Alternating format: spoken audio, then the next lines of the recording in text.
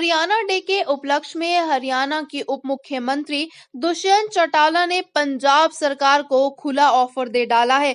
दुष्यंत चौटाला ने कहा कि अगर पंजाब सरकार चाहे तो हम चंडीगढ़ को दिल्ली जैसा केंद्र शासित प्रदेश बना सकते हैं, बशर्ते पंजाब को पहले चंडीगढ़ और हाई कोर्ट को लेकर अपना हक छोड़ना पड़ेगा। अगर पंजाब सरकार ऐसा करती है तो हरियाणा भी इस मसले पर गंभीरता से विचार करने के लिए तैयार है। उप मुख्यमंत्री दुष्यंत चौटाला आज रोहतक में आए हुए थे। उन्होंने पत्रकारों से बातचीत करते हुए कहा कि अकेले हरियाणा के चंडीगढ़ से अपना हक छोड़ने से प्रदेश की जनता को कोई फायदा नहीं होगा।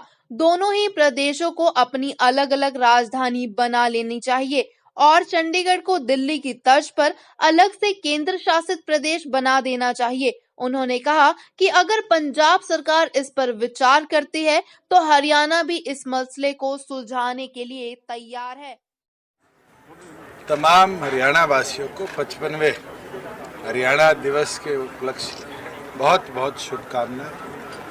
और आज एक एक हरियाणवी को गर्व है कि हमारा प्रदेश इन 55 सालों के सफर में चाहे किसी का नेतृत्व रहा हो, प्रगति के पथ पर चढ़ा है।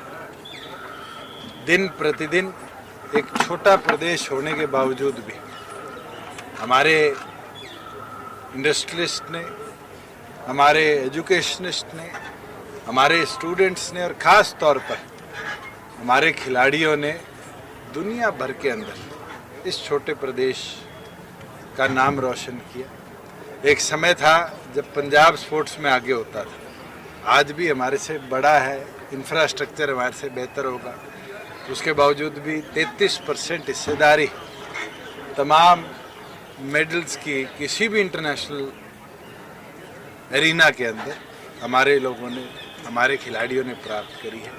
ये अपने आप में हरियाणा का जो भविष्य है उसको एक अपॉर्चुनिटी देता है। आज इस प्रकार से पूरे प्रदेश भर में हम हरियाणा डे को एक स्पोर्ट्स डे के तौर पर बनाने का काम करें, ये सम्मान है उन खिलाड़ियों को जिनने अलग अलग एरिना के अंदर, और इस साल तो कोविड करके ओलंपिक्स नहीं हो पाए, हम उम्मीद करते हैं जो 2021 में जापान में ओलंपिक्स होने हैं उसमें हरियाणा दोबारा 33 ही नहीं 50% तक मेडल टैली को छूने का काम करेगा। मैं तो आपको एक चीज बोल सकता हूँ कि अगर पंजाब राजधानी छोड़ता है, पंजाब हाईकोर्ट छोड़ता है, तो फिर हरियाणा भी उस पर विचार करेगा।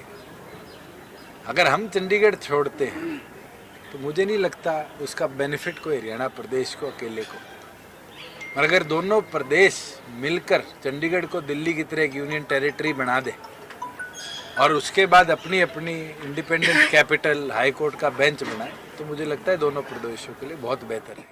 उप मुख्यमंत्री दुष्यंत चौटाला ने पूर्व मुख्यमंत्री भूपेंद्र सिंह हुड्डा पर भी कटाक्ष करते हुए कहा कि बड़ौदा चुनाव के बाद भूपेंद्र सिंह हुड्डा कांग्रेस पार्टी का हिस्सा नहीं रहेंगे, क्योंकि भूपेंद्र सिंह हुड्डा के हाथ में केवल गाड़ी का स्टीयरिंग रह गया है। पूरी गाड़ी पर तो रणदीप सुरजेवाला ने कब्जा कर लिया है। उन्होंने कहा कि भूपेंद्र सिंह हुड्डा आने वाले समय में कांग्रेस का हिस्सा नहीं रहेंगे। गौरतलब है कि बड़ौदा विधानसभा सीट पर उपचुनाव होने हैं, जिसको लेकर गठबंधन की भाजपा और जेजेपी सरकार व कांग्रेस के बीच में कड़ा मुकाबला है और दोनों ही पार्टियों की साख दांव पर लगी है। 10 साल मुख्यमंत्री रह लिए, 6 साल उसके बाद हो गया, पहले एमपी भी रहे कई बार। वो हरियाणा नहीं बोल सकते, हरियाणा ही बोलेंगे। पहले उनको हरियाणा डे पर ये शपथ तो दिलाओ कि हरियाणा नहीं है, हरियाणा है हमारे प्रदेश का नाम। हरियाणा बोलते हैं, आप रिकॉर्डिंग देख लेना। मगर जहाँ दूसरी और आपके सवाल की बात है, भूपेंद्र सिंह हुड्डा जब गठबंधन की सरकार बनी उस दिन कहने लगे कि महीने में सरकार गिर जाएगी, 3 महीने में सरकार गिर जाएगी, 6 महीने में सरकार गिर जाएगी। आज मजबूती के साथ 1 साल सरकार का हुआ, प्रदेश में बड़े बदलाव भी लाए हैं।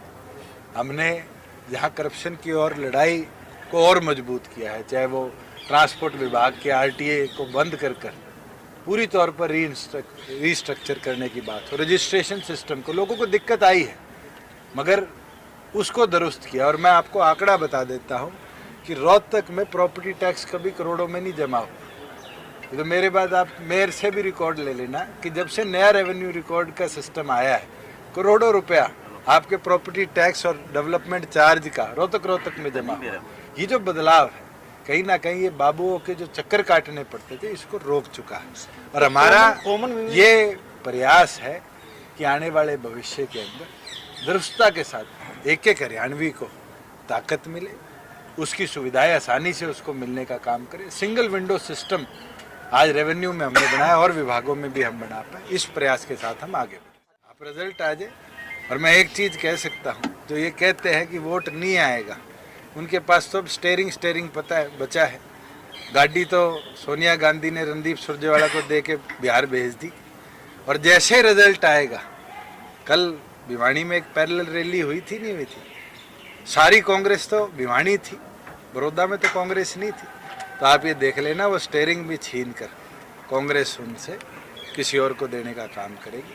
बड़ौदा का उपचुनाव जो है वो शायद निर्धारित कर दे कि भूपेंद्र हुड्डा कांग्रेस का आने वाले भविष्य में हिस्सा ना। सर, ओम प्रकाश मध्यवर्ती चुनाव की भी बात करते हैं सर। मुझे एक तो बता दो, एक विधायक का जो दल है वो मध्यवर्ती चुनाव कैसे करा सकता है?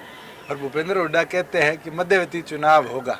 31 पहले थे, 30 ही उनके हुए, हमारा तो कोई कम नहीं हुआ। श्री कृष्ण जी आज हमारे बीच में नहीं रहे। 30 के अगर 31 होते हैं तो भी राज कैसे पलटेगा? वो बात होगी, दो छोरे बैठे बात कर रहे थे कि तुम कितने भाई हो, अगला कहता है 3 है, तो पूछते क्यों पूछा? कहते इसलिए पूछा, 4 होते तो ताजमहल बना देते। तो ये हालत है भूपेंद्र हुड्डा की कि वो बड़ौदा के ऊपर तो राज पलटने की बात करते। Subscribe now and press the bell icon. Never miss an update.